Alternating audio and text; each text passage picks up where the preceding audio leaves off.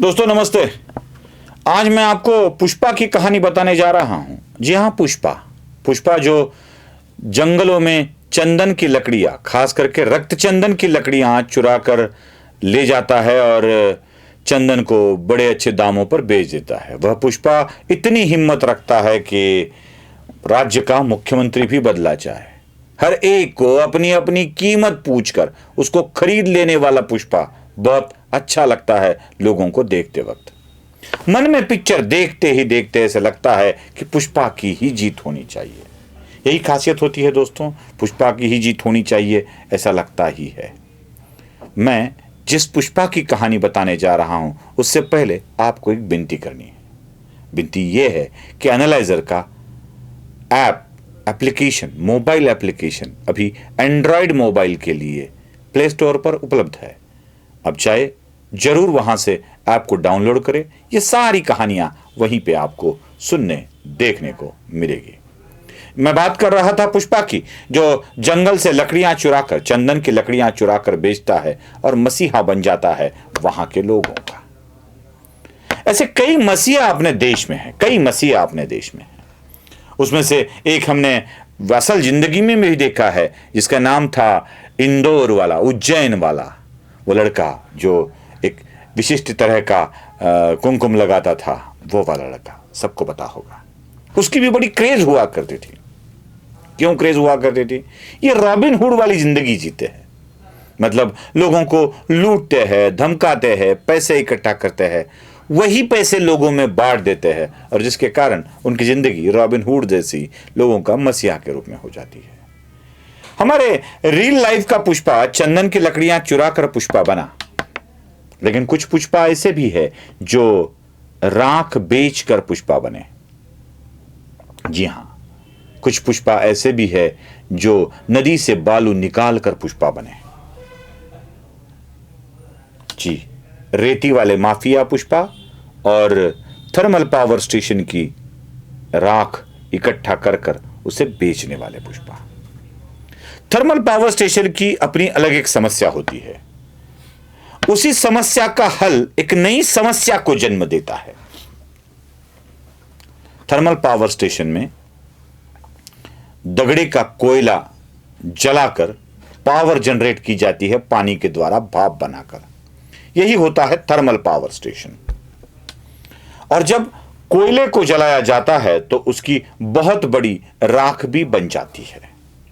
जैसे कोयले को जलाकर एक राख बन जाती है, वैसे ही वही राख लोगों की जिंदगी को भी राख करते हुए निकल जाती है। इस राख के साथ क्या किया जाए, यही एक समस्या थर्मल पावर स्टेशन के सामने होती है।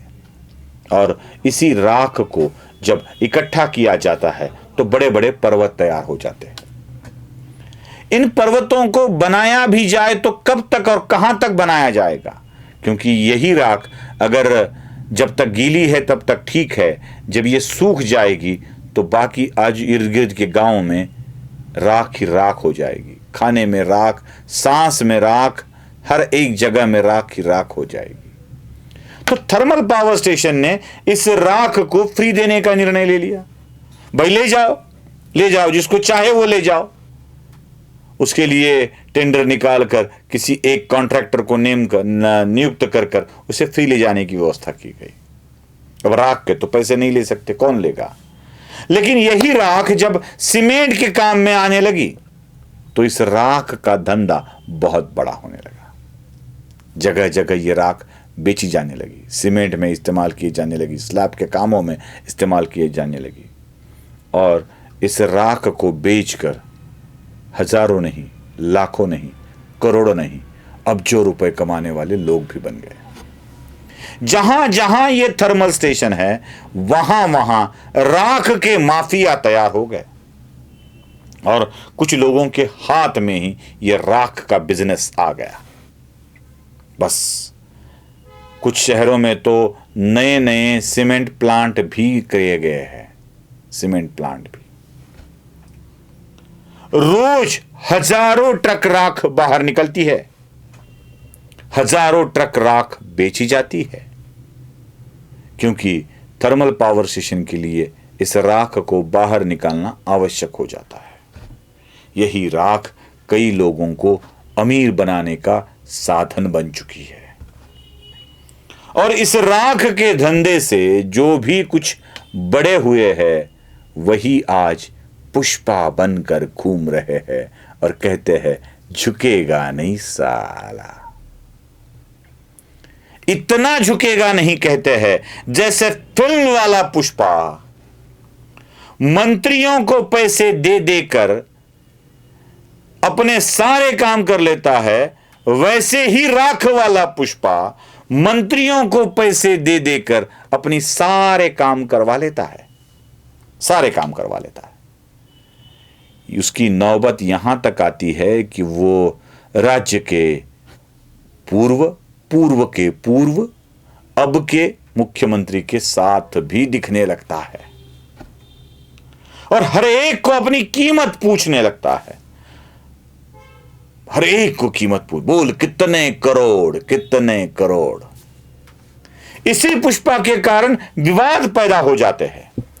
एक ही जिले में 5 विधायक जब एक विधायक के पीछे पड़ जाते हैं तो इसका कारण होता है यही पुष्पा, जो अपने पैसे के कारण लोगों को कंट्रोल करने निकलता है। बस यही पुष्पा।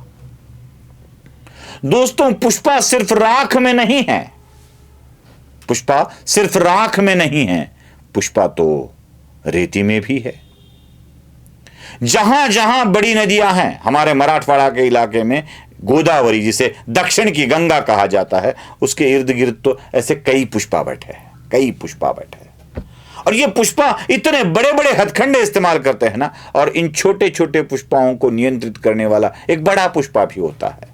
और यही पुष्पा हर एक बंदे से पूछता है, बता तेरी कीमत क्या है, बता तेरी कीमत क्या है। और जब एक ही पुष्पा चलाने लगता है तो ये हो जाता है सबसे बड़ा आदमी। यही पुष्पा अपने इलाके के बच्चों को अपने साथ ले लेता है। घर के ऊपर 4 टीन के पतरे नहीं होते। रोज अगर मां बाप रोजंदारी से काम पर न जाए तो घर में खाना नहीं पकता, खाना नहीं बनता। ऐसी अवस्था में 50 रुपए 500 रुपए के लिए दिन भर मजदूरी करने वाले बच्चों को जब 5-5 लाख के काम मिलने लगे तो पुष्पा इनके लिए भगवान हो जाता है। जा रे लेके आ, गाड़ी कितने में आएगी? लाल कलर की 3 लाख वाली, जा लेके आएगा, अपन अब गाड़ी से जाएगा। जब बच्चा पुष्पा के सामने आ जाता है और पूछता है मैं घर कैसे जाऊं, तो जा गाड़ी लेके जा, कोई भी जा रहा है तो गाड़ी लेके जा। और पुष्पा की गिरफ्तारी होती है तब भी 50-50 गाड़ियां आती है और पुष्पा की गिरफ्तारी हो जाती है। गिरफ्तार होता है तो भी शान से। ये रेती का कमाल है, ये उस राख का कमाल है जो थर्मल से निकलती है। बस ऐसे ही पुष्पा आइडॉल बने हुए हैं इस दुनिया में। ऐसे ही पुष्पा के खिलाफ या समर्थन में बोला जाए तो हम जैसों को धमकी मिलती है, तुझको मार डालेंगे, खत्म कर डालेंगे। दोस्तों, ऐसे पुष्पाओं ने न जाने कितने लोग उसी रेती में और उसी राख में राख बना दिए हैं, पता ही नहीं चलता। ऐसे पुष्पा ही इस देश पर राज कर रहे हैं। शायद इसीलिए पुष्पा के नाम पे फिल्म भी बनती है और पुष्पा बड़े शान से कहता है, पुष्पा नाम समझकर, नाम सुनकर फूल समझे हो क्या, फ्लावर समझे हो क्या, फायर हूं मैं, झुकेगा नहीं साला। ये पुष्पा खुद झुकता नहीं है, दुनिया को झुकाने की हिम्मत जरूर अपने आप में रख लेता है। नमस्ते।